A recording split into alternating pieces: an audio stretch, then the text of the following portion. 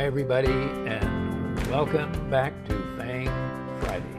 This is Ross Healy, the Chairman of Strategic Analysis Corporation and a Senior Portfolio Manager at McNichol & Associates Asset Management. First of all, thanks to all of the many of you who wished me a good holiday. And I can say that I did enjoy the time off, but only sort of, as you will see in a moment. Well, what did I say the last time I was reporting to you? Remember? I said that I am crossing my fingers that nothing untoward happens before I am back on the air again, which won't be until Friday, August the 18th.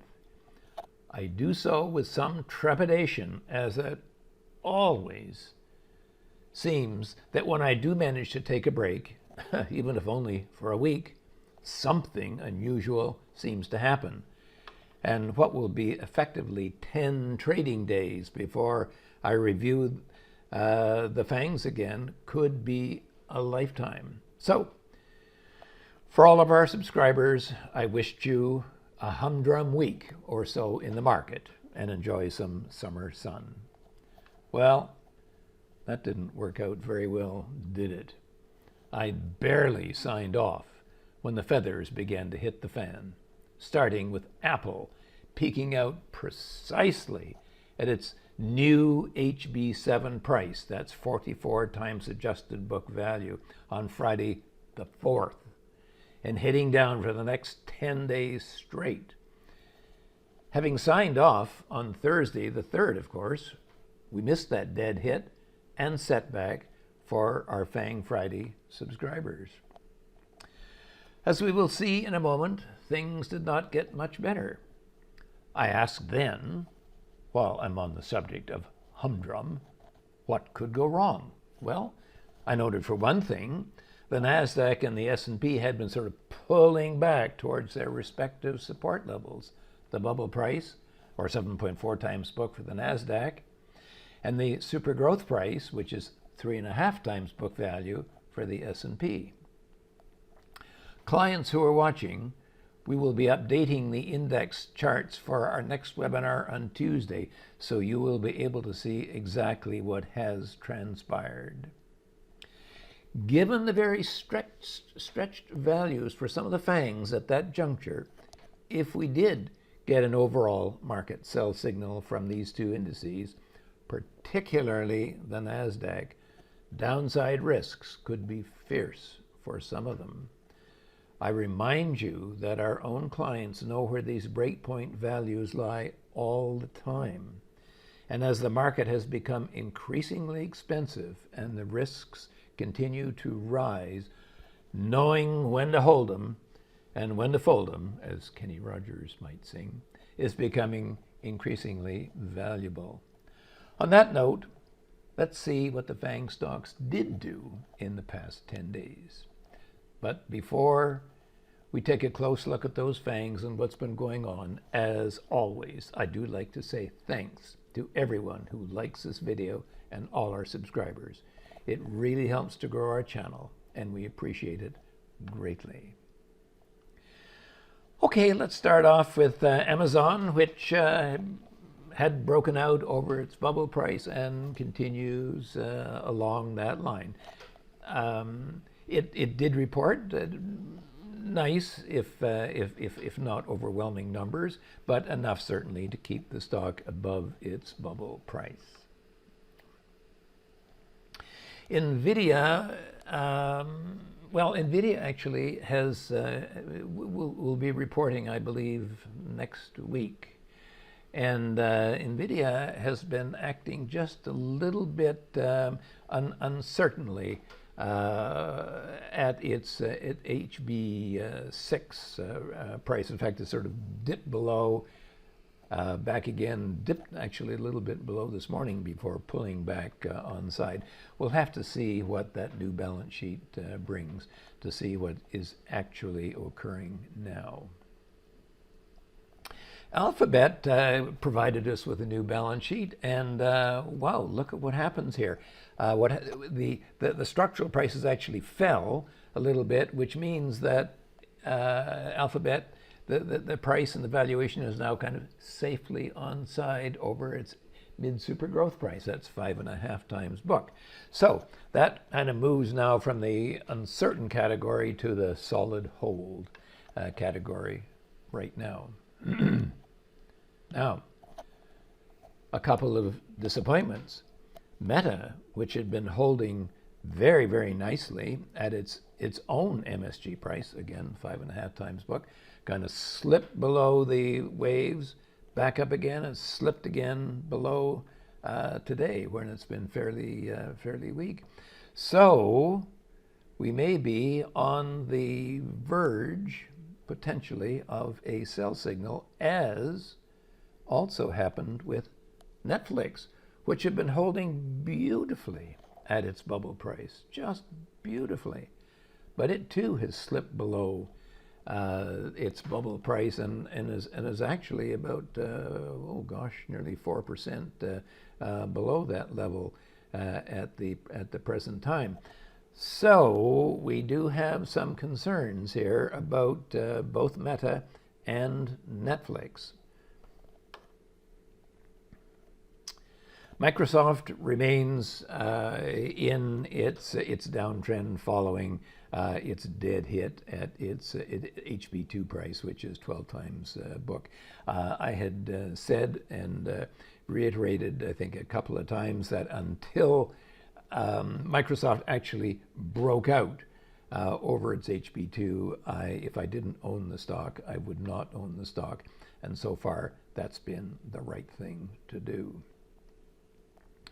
Tesla, after dithering, the best I can say, at its HB3, has now just decided to let go and push lower. It may well be now that the market is starting to look at the stock less as an AI stock and more as an automobile stock. We'll have to see what happens when it gets to its HB2, which, by the way, it got there, well, it didn't quite get there, but it missed it by about $4 this morning. Now, Apple, wow, this was the biggie. Here you can see on that little triangle there, August the 3rd, that was the day that Apple released its new balance sheet. And unfortunately, of course, we didn't have it in our database when I was reporting to you on the 3rd, because we were unable to update everything as of the balance sheet date, but we did update it the next day. And what did we see? It turned out that the HB7 price, which had been sitting up here, had fallen considerably, and the stock was right up against its HB7. And as you can see, looking back, that was the last time that the stock had got there, and the stock had set back a full breakpoint.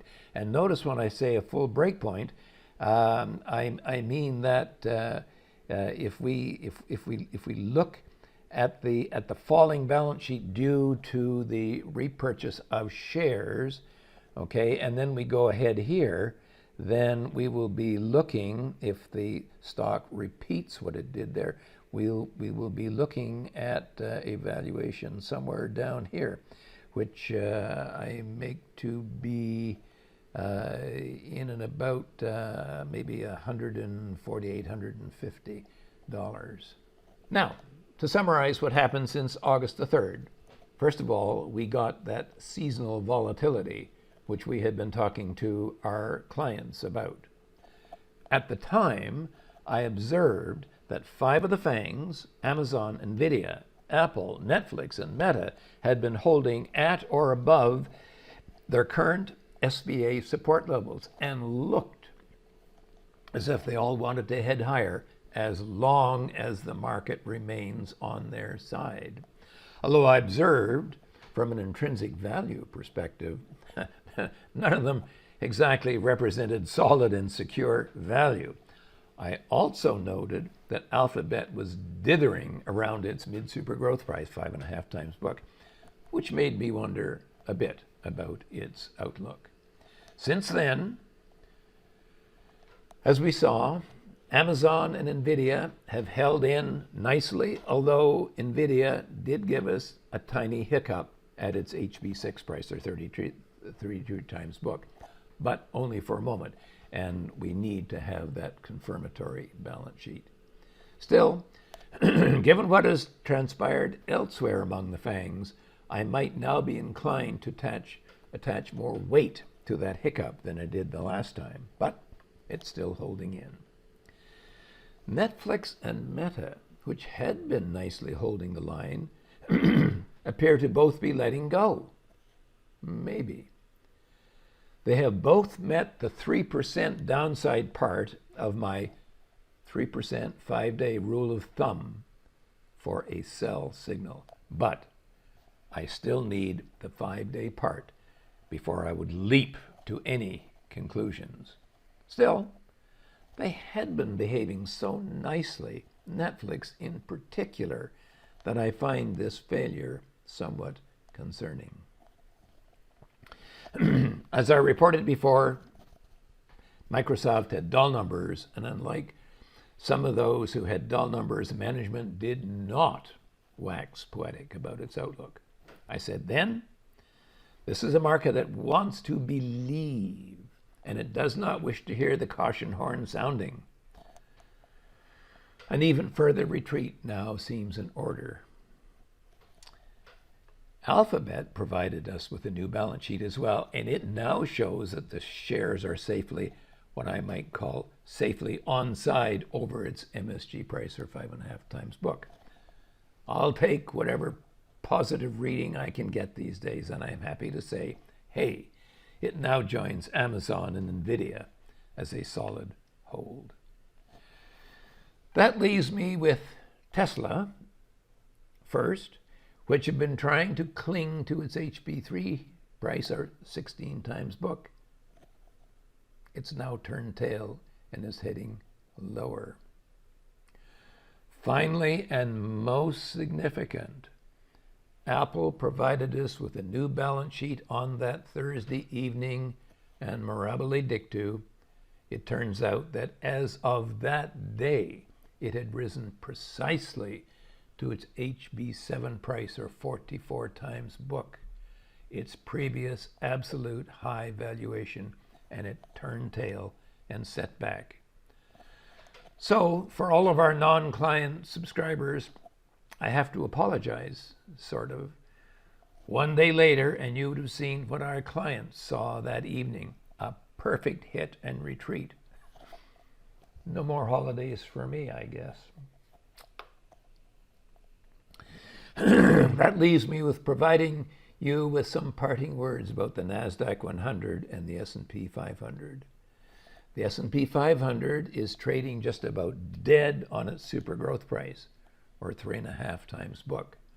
So I cannot say with any certainty that the bull market trend has been broken as far as the S&P is concerned. The NASDAQ 100 is a somewhat different story, however, and like the FANGs themselves, it is now a matter of some concern.